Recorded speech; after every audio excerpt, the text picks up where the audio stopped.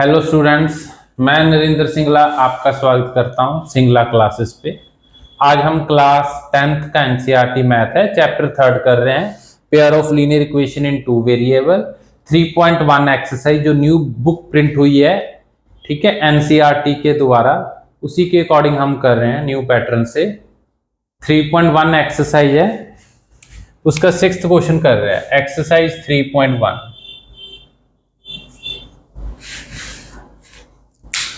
देखिए इस क्वेश्चन में इन्होंने क्या कहा है, गिवन दी लीनियर इक्वेशन, एक लीनियर इक्वेशन गिवन दी हुई है। लीनियर इक्वेशन किसे कहते हैं? ऐसी इक्वेशन जिसमें x और y की डिग्री कितनी हो, 1 1। x और y दो वेरिएबल दिए हुए हैं, दोनों की डिग्री क्या है, 1 1, उसको हम लीनियर इक्वेशन कहते हैं। Right another linear equation in two variable, कहते एक और लीनियर इक्वेशन लिखे आप, एक सेकंड लीनियर इक्वेशन लिखनी है। कौन सी, किस टाइप की होनी चाहिए वो? In two variable such that, two variable का मीनिंग एक्स और y. The geometrical representation of pair so format is, कहते आपने जो सेकंड इक्वेशन लिखोगे और जो फर्स्ट इक्वेशन इन्होंने दी हुई है उसका ज्योमेट्रिकली मीनिंग क्या होना चाहिए दोनों का। इन दोनों, एक दी हुई है, एक हम फाइंड करके, एक हम राइट करके इनको दिखाएंगे। इन दोनों का रिलेशन किस तरह का होना चाहिए? Intersect lines. दोनों कौन सी कंडीशन सेटिस्फाई करनी चाहिए? Intersect lines. तो इंटरसेक्ट लाइन की कंडीशन क्या होती है हमारे पास? a1/a2 b1/b2 not equal to, first की रेशियो सेकंड की रेशियो से इक्वल नहीं होनी चाहिए। अगर दोनों अनइक्वल है तो थर्ड की रेशियो हमने चेक नहीं करनी। क्लियर है? तो सेकंड इक्वेशन हमने इस वे से लिखनी है, इस वे से लिखनी है, ये कंडीशन क्या हो जाए, सेटिस्फाई। कैसे? हम अपनी इच्छा से, ठीक है, जितने स्टूडेंट्स है क्लास में, अगर उनको क्वेश्चन आता है तो उतने ही इसके आंसर्स होंगे। कहने का मीनिंग, जो हमने लीनियर इक्वेशन लिखी है वो कुछ भी लिख सकते हो, लेकिन इस कंडीशन को सेटिस्फाई कर सके। कैसे? 5x + 7y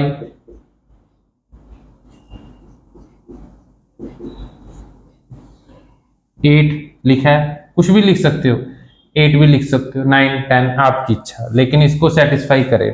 अभी देखें क्या होना चाहिए। x का जो कोफिशिएंट है वो a1/a2 होता है, y का कोफिशिएंट वो b1/b2 होता है। क्या दोनों इक्वल हैं? नो। कौन सी कंडीशन सेटिस्फाई हुई है? Intersect lines. Now parallel line की कंडीशन कौन सी होती है हमारे पास? a1/a2 equal to b1/b2 equal to c1/c2, तीनों की रेशियो इक्वल होनी चाहिए। सिंपल फंडा है इसका। अगर हमने parallel line find, parallel lines, अगर पैरेलल लाइन पूछे है, ठीक है, first two equal, third unequal होनी चाहिए। क्लियर है? ठीक है, तो कोइंसिडेंस होता है इनफाइनाइट सॉल्यूशन, ठीक है, जो अभी इसकी बात कर रहा था ना, जो सिंपल फंडा है वो इसमें बताऊंगा आपको। लेकिन अभी पैरेलल लाइंस है, इसकी कंडीशन क्या होती है? First two equal, third unequal. तो कैसे करना है आपने? फर्स्ट टू इक्वल, इन दोनों को सेम लिख दीजिए आप, 2x + 3y। थर्ड अनइक्वल, इसी को देख के बता रहा हूं आपको, first two equal, third unequal. Check करते हैं अभी क्या ये कंडीशन सेटिस्फाई हुई। x का कोफिशिएंट है वो a1/a2 होता है, y का कोफिशिएंट है वो v1/v2 होता है। क्लियर? थर्ड, जिसके साथ कुछ भी नहीं लगा, x और y, वो क्या होता है हमारे पास? c1 और c2। अगर नेगेटिव साइन है तो नेगेटिव साइन साथ में लेके आना है। कैंसिल करके, कैंसिल जरूर करना है आपने। First two equal, third unequal होनी चाहिए। कंडीशन सेटिस्फाई, आंसर क्या है? यस। कौन सा सॉल्यूशन है? Parallel lines. कौन सी पैरेलल लाइंस क्या होती हैं? अगर फर्स्ट टू इक्वल और थर्ड अनइक्वल हो उसको क्या कहते हैं? Parallel lines. ठीक है, पैरेलल लाइंस का अगर हम ग्राफ ड्रॉ करेंगे तो कभी भी आपस में मीट नहीं करेंगी, दोनों पैरेलल ही चलती जाएंगी। ठीक है, इसको और क्या बोलते हैं? No solution, inconsistent. Second name क्या? नो सॉल्यूशन, और इसको हम क्या बोल सकते हैं? Inconsistent. Now coincident lines. Coincident lines का meaning infinite solution. Simple funda है, अगर आपने कोइंसिडेंट इनफाइनाइट सॉल्यूशन फाइंड करनी है, इस वाली लीनियर इक्वेशन को किसी एक नंबर के साथ मल्टीप्लाई करके लिख दो आप। कैसे? 10 के साथ मल्टीप्लाई कर दिया हमने,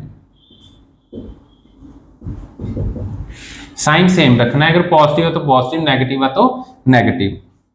कंडीशन क्या है? तीनों रेशो क्या होनी चाहिए? इक्वल होनी चाहिए। चेक करते क्या तीनों रेशो इक्वल है? जो x का कोफिशिएंट है वो a1 point b, a1 point a2, y का कोफिशिएंट है b1 पॉइंट b2, जिसके साथ x और y नहीं लगा होता उसको क्या बोलते हैं?